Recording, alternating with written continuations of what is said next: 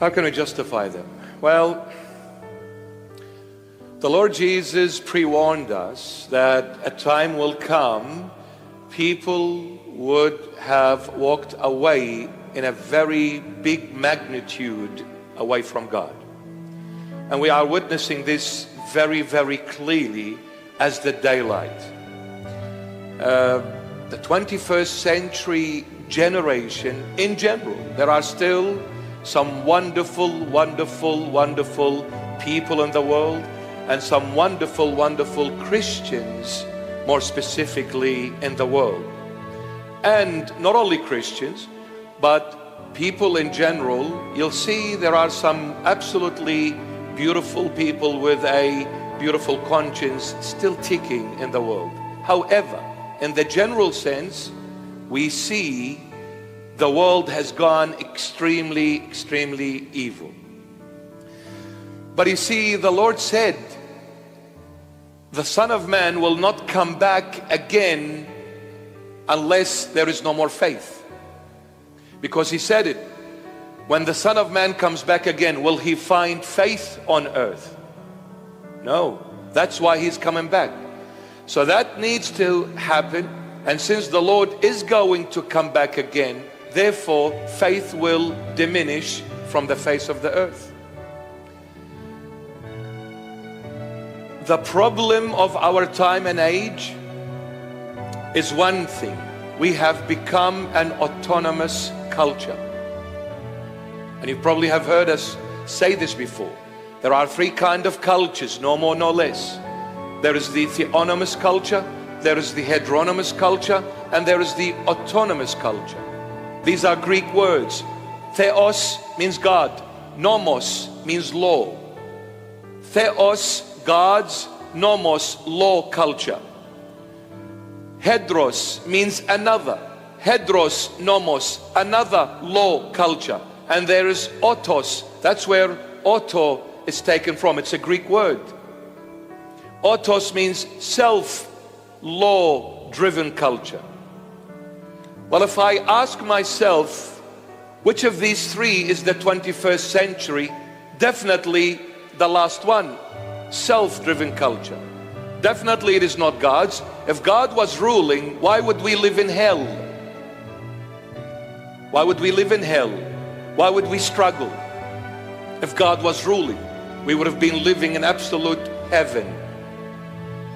And when God is absent in our life, there is another one's law culture, and that is seen in certain areas. But in the general sense, the 21st century is definitely an autonomous culture. It is a self-law culture. Everyone says it is either my way or you hit the highway, brother. You cannot talk to a little kid. You cannot convince anyone, even your intention, even though your intention is good, but you can't convince them, because if it doesn't fit with my own way of thinking, it is rejected, period. I don't care if it is right, if it is, they don't even bother to know. It's just a dead end. I say the 21st century is the Garden of Eden. We've gone back to that full cycle from where all began. It's all about me. God said, don't eat. I said, no, I'll eat because I choose to do so. So when you are living in such a culture where it is either my way or nothing else, it is impossible to agree on anything. The problem when it's an autonomous culture, there is one problem that humanity faces inevitably, and that is tolerance. No one wants to tolerate no one else. Tolerance is intolerable. Everybody is on the edge. Everybody's angry. And you ask them, why are you angry? I don't know, I'm just angry, okay? Leave me alone. Rah. What's wrong? Rah. Even in my dream I'm fighting. In my sleep, I'm tossing. No peace.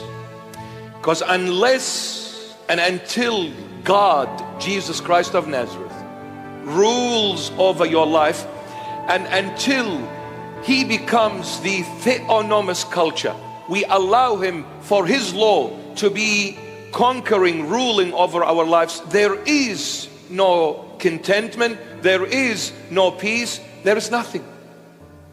And that's why you look at the world, everyone is fighting.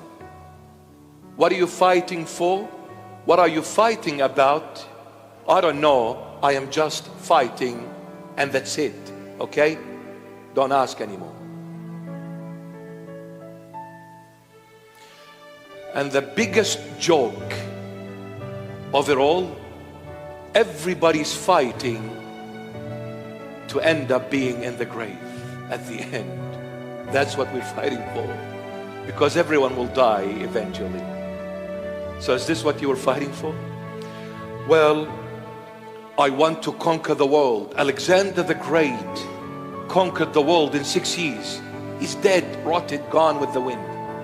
What have you gained, Alexander the Great? Zilch, zero, nothing. And so many people of great influence, where are they?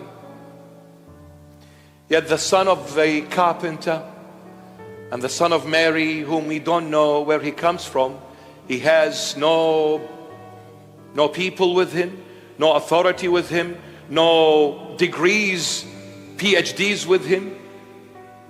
We don't know who he is, but he's still ever so strong after 2024 years. Amazing.